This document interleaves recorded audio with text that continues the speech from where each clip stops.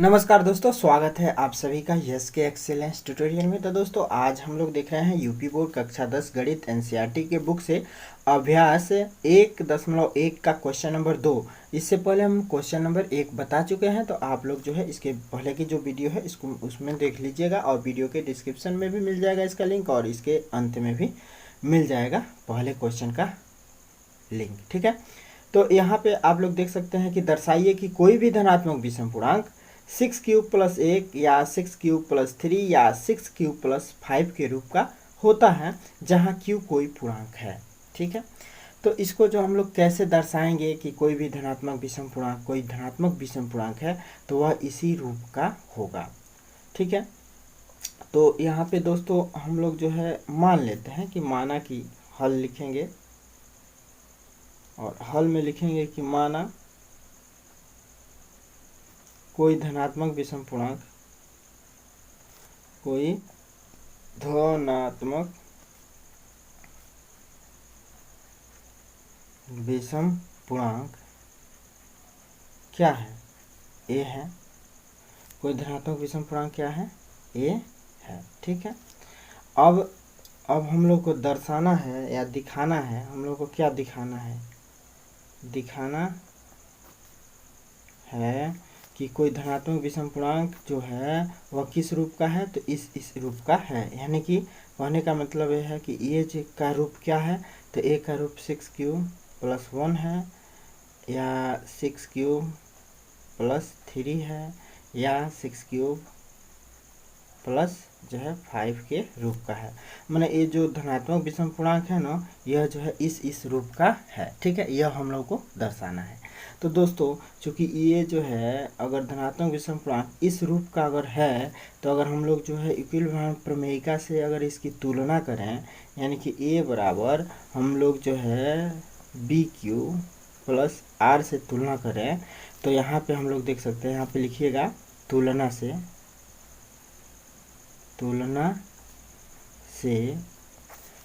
हम लोग जो है देख सकते हैं कि B के जगह पे क्या है? 6 है, Q के जगह पे Q है और R के जगह पे 1 है, 3 है, 5 है। ठीक है, तो यहाँ पे हम लोग अगर B का मान निकाल लें यहाँ से, तो हम लोग जो है तुलना से हम लोग जो है लिख सकते हैं कि B बराबर क्या होगा? 6। ठीक है, तो B बराबर 6 है और B आपका जो है क्या है? तो भाजक है। ठीक है, तो दोस्तों युक्ल विभाजन प्रमेयिका में बताया गया है कि अगर भाजक 6 है ना, तो शेषफल क्या होने की संभावना है? यदि भाजक 6 है, यानी यहाँ पे हम लोग देख सकते हैं कि b बराबर 6, यानी कि b की जो है क्या है? भाजक है। b बराबर 6, तो b जो है क्या है? तो b बराबर 6 भाजक है। अगर भाजक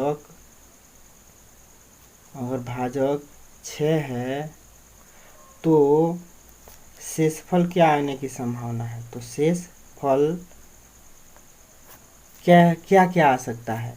तो भाई इक्विल विभाजन प्रमेयिका में बताया गया है, यहाँ पे आप लोग देख सकते हैं कि इक्विल विभाजन प्रमेयिका में बताया गया है कि 0 is less than or equal r और r is less than b. ठीक है, यानी कि जो ये शेषफल होता है, यह जो भाजक से क्या होता है? शेषफल छोटा होता है और 0 से बड़ा या 0 के बराबर होता है। तो ये बताइए, कहने का मतलब ये है कि अगर हम लोग का भाजक 6 है तो शेषफल क्या हो सकता है? यानी कि r का मान क्या हो सकता है? 0 से बड़ा या 0 के बराबर। तो 0 से बड़ा या 0 के बराबर लिख सकते हैं 0, 1, 2, 3, 4 और 5। ठीक है, और 6 से कम होगा शेषफल जो है क्या होगा? तो 0 से बड़ा या 0 के बराबर या 6 से कम। तो 6 से कम का मतलब भाई 0, 1, 2, 3, 4, 5 तक जो है हम लोग का शेषफल हो सकता है। अगर हम लोग का इतना शेषफल हो तो हम लोग यूक्लिड विभाजन प्रमेयिका का प्रयोग करके इस संख्या को अगर बनाएं, किसको? पूर्णांक को, तो यहाँ पे हम लोग देख सकते हैं कि a बराबर क्या हो सकता है? यदि r बराबर हम लोग 0 लेते हैं तो a का मान जो है क्या हो सकता है? देखिए b का मान 6 है और यहाँ पे तो b का मान 6 लिख देंगे। भाई r बराबर 0 ले रहे हैं तो b का मान जो 6 ले लेंगे यहाँ पे, और क्यू रहेगा और r का मान अगर हम लोग 0 ले रहे हैं तो यहाँ पे हो जाएगा 0। तो इस प्रकार जो है a बराबर हमारा पहला पूर्णांक क्या हो सकता है? माने a का जो है पहला रूप क्या होगा? भाई ए का रूप अब हम लोग बना रहे हैं। तो ए का पहला रूप क्या हो गया, 6³ + 0, ठीक है, 6³ + 0 हो गया। तो इसको हम लोग लिख सकते हैं 6³। अब 6³ हम लोग देखते हैं कि यह जो है कोई भी संख्या है और इसमें किसी पूर्णांक का गुणा है, अगर यह 2 से विभाजित है तो यह जो है क्या होगा, सम संख्या होगा। यह जो है क्या होगा, सम संख्या होगा। होगा कि नहीं होगा, ठीक है। तो सम संख्या हो गया, ठीक है। तो एक तो जो है हमने संख्या जो है बना लिया क्या, r बराबर 0 रख के। अब दूसरा जो है इस पूर्णांक का रूप देखते हैं क्या होगा। तो अगर r बराबर हम लोग 1 लेते हैं तो संख्या क्या बन सकता है, इस पूर्णांक का रूप क्या हो सकता है। तो इस इक्विलिब्रियम प्रमेय से हम लोग देखते हैं कि 6³ अब प्लस में हो जाएगा 1। तो दोस्तों ध्यान दीजिए कि यह संख्या जो है, यह तो जो है 2 से विभाजित हो जाएगा, लेकिन यह 2 से विभाजित नहीं हो रहा है। यानी कि अगर पूरा का पूरा, अगर ये भी 2 से विभाजित होता, ये भी 2 से विभाजित होता, तो हम लोग इसको जो है सम संख्या कह सकते थे। लेकिन यह जो है संख्या क्या होगा, 2 से विभाजित नहीं है, इसलिए यह जो है विषम संख्या होगा, विषम संख्या होगा। और दोस्तों यदि आप लोग को यह बात समझ में नहीं आ रहा है तो इसको एक बार समझ लीजिए ऐसे, ठीक है। मान लीजिए कि कोई भी संख्या है, मान लीजिए कोई संख्या है और इसमें जो है हम लोग जो है क्या कर रहे हैं, कोई संख्या है, मान लीजिए ए है, ठीक है, मान लीजिए ए है। तो ए से अगर नहीं समझ में आ रहा है तो मान लीजिए यहाँ पे हम लोग जो है कोई भी संख्या ले लेते हैं, 9 ले लेते हैं, ठीक है। तो 9 ले लेते हैं तो 6 से अगर 9 में भाग देते हैं तो 6 × 9 6 हो जाएगा, यहाँ पे आ जाएगा 3। अब देखिए 6 से जो है 3 विभाजित नहीं होगा। तो मैंने हमारे कहने का मतलब ये है कि किसी भी संख्या में किसी संख्या से भाग दिया जाता है ना, तो शेषफल जो होता है, शेषफल इससे कम होगा, माने 6 से कम हो रहा है शेषफल, ठीक है, और 0 से बड़ा हो रहा है, ठीक है। यही जो है इसमें समझाया गया है और इसी के अकॉर्डिंग माने हम लोग शेषफल का अनुमान लगा सकते हैं। अगर भाजक जो है हम लोग को पता है तो शेषफल का अनुमान लगा सकते हैं कि शेषफल जो है 0 से लेकर 5 तक हो सकता है। यदि हमारा भाजक 7 है तो शेषफल जो है क्या हो सकता है, 0 से लेकर 6 तक हो सकता है। यदि हम जो है किसी संख्या में 9 से भाग देते हैं तो हमारा शेषफल जो है क्या होने की संभावना है, 0 से लेकर 8 तक, ठीक है। तो 0 से लेकर 8 तक युक्ल विभाजन प्रमेयिका से हम लोग जो है एक काल्पनिक नंबर बना सकते हैं, ठीक है। तो वही काल्पनिक नंबर बनाया जा रहा है कि यदि हमारा शेषफल 1 है तो हम लोग जो है इस पूर्णांक को जो है लिख सकते हैं कि 6³ + 1, ठीक है।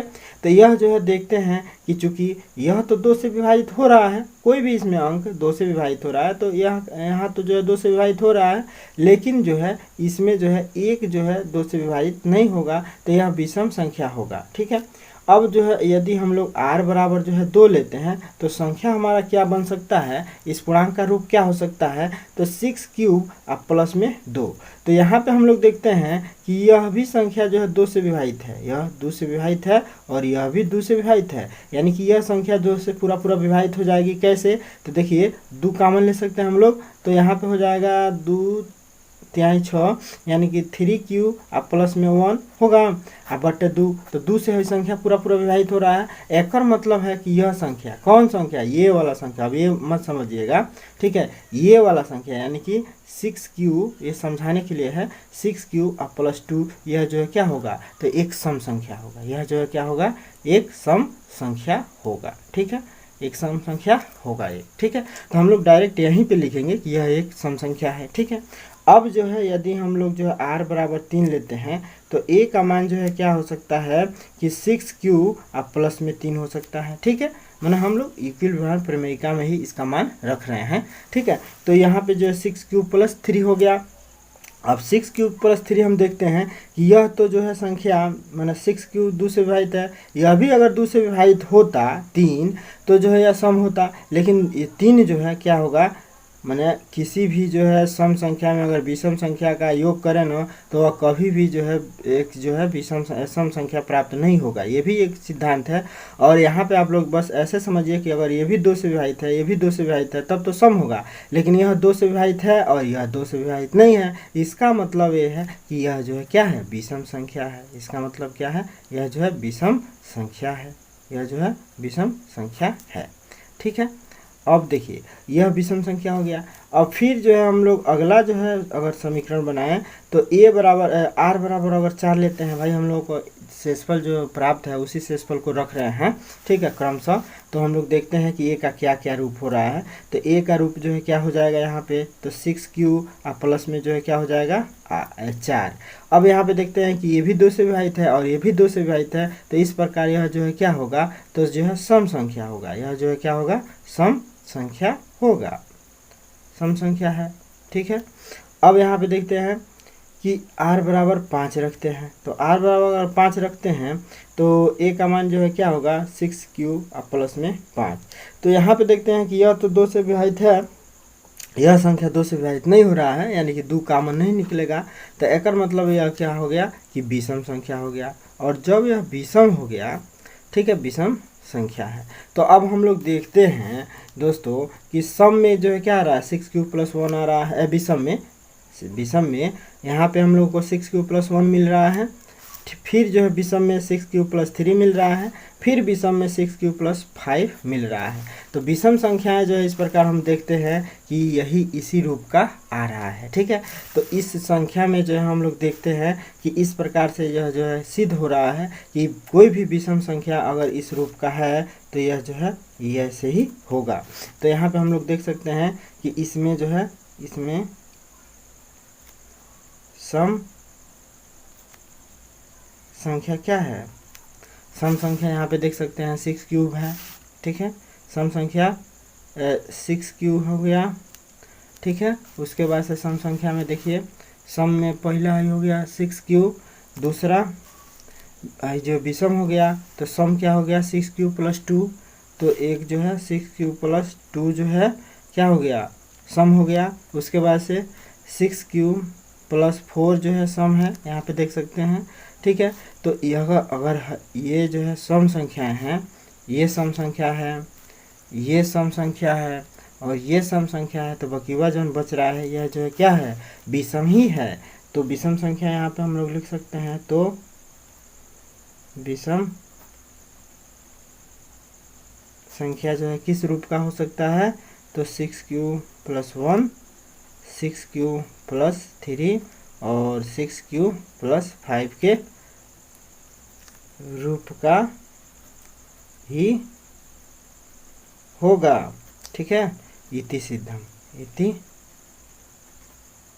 सिद्धम, यही हम लोग को सिद्ध करना था कि जो भी विषम संख्या अगर इस रूप का प्राप्त होगा तो यही होगा 6q प्लस 1, 6q प्लस 3 और 6q प्लस 5 ही होगा, ठीक है। तो बस यही ऐसे ही हम लोग को सिद्ध कर देना है, ठीक है, दिखा देना है कि भाई सम संख्या कैसे होगा। अगर हम लोग इस अगर ऐसा पूर्णांक अगर हो तो इससे हम लोग जो है b का मान निकाल लेंगे, b का मान का मतलब जो है शेषफल निकाल लेंगे, और शेषफल निकालने के बाद से जो है क्या कर लेंगे, इसका जो है युगल विभाजन प्रमेयिका से संख्या बना लेंगे, और संख्या बनाने के बाद से हम लोग जो है क्या देख लेंगे कि सम क्या है और विषम क्या है। भाई सम संख्या किसे कहते हैं, वे संख्या जो 2 से पूरा विभाजित हो सम संख्या कहलाता है, विषम संख्या जो 2 से विभाजित नहीं होता है। तो यहाँ पे आप लोग देख सकते हैं कि यह संख्या जो है 2 से पूरा विभाजित हो जाएगा या नहीं होगा, माने इसमें कोई भी, यह विषम है क्यों है, क्योंकि 2 से विभाजित नहीं होगा, या जो है सम है क्यों है, क्योंकि यहाँ पर आप लोग को दिखाए भी हैं कि 2 से आराम से विभाजित हो जा रहा है, इसलिए यह सम है, ठीक है। माना ये आप लोग को दिखाने के लिए इतना जो है बताए हैं, ठीक है। तो बस इसको डायरेक्ट ऐसे ही लिखिएगा कि 6q प्लस 2 जो है एक सम संख्या है, ओके। तो आई होप दोस्तों कि आप लोगों को यह सवाल समझ में आ गया होगा, और इस सवाल को जो है ऐसे ही समझ लेना है और ऐसे ही इसको जो है अपने कापी पे नोट कर लीजिएगा और इसको जो है 1-2 बार प्रैक्टिस कीजिएगा, यह जो है ज़रूर आप लोगों को जो है समझ में आ जाएगा। एक बार जो है फिर से देख लीजिए और नोट करने के लिए यहाँ पे आप लोग नोट कर लीजिएगा, ठीक है। और इससे पहले जो भी सवाल हम समझाए हैं उसको ज़रूर समझ लीजिएगा, ताकि उससे जो है रिलेटेड इसको जो है समझ में अच्छी तरीके से आ सकता है, माने उसको अगर आप लोग समझ लेते हैं तो, ठीक है। इसमें युगल विभाजन प्रमेयिका का प्रयोग किया गया है, ठीक है। युगल विभाजन प्रमेयिका जो है यही बताता है कि हम किसी संख्या को क्या किस रूप में लिख सकते हैं, ठीक है। तो युगल विभाजन प्रमेयिका से जो है हम लोग इसको सॉल्व कर लिए हैं। तो अगर कोई भी प्रॉब्लम है आप लोगों को मैथ में तो हमें ज़रूर बताइए, तो आप लोग का जो है सॉल्यूशन ज़रूर बताएंगे, एनसीईआरटी का हो चाहे मनोरे का हो। तो फिर मिलते हैं दोस्तों अगले वीडियो के साथ, तब तक के लिए जय हिंद, पढ़ते रहिए, मस्त रहिए, खुशहाल रहिए, कुछ करने का सोचिए।